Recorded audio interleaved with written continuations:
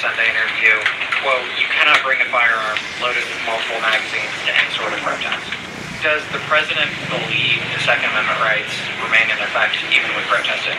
The president supports the Second Amendment rights of law-abiding American citizens. Absolutely. There has been no greater supporter or defender of the right to bear arms than President Donald J. Trump. So while Americans have a constitutional right to bear arms, Americans do not have a constitutional right to impede lawful immigration enforcement operations, and any gun owner knows that when you are carrying a weapon, when you are bearing arms, and you are confronted by law enforcement, you are raising the assumption of risk and the risk of force being used against you. And again, that's unfortunately what took place on Saturday. I would also like to address the chaotic scenes in Minnesota over the weekend. Nobody in the White House, including President Trump, wants to see people getting hurt or killed in America's streets. This includes Renee Good, Alex Preddy, the brave men and women of federal law enforcement, and the many Americans who have been victimized at the hands of illegal alien criminals.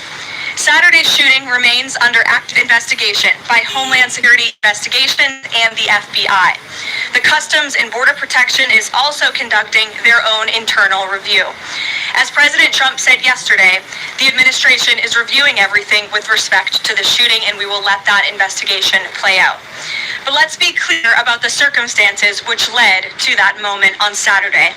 This tragedy occurred as a result of a deliberate and hostile resistance by Democrat leaders in Minnesota.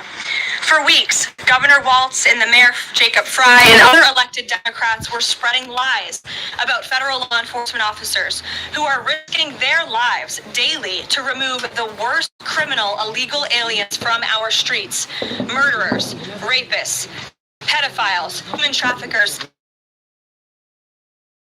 Mayor Fry have shamefully blocked local meeting with ICE, actively inhibiting efforts to arrest violent.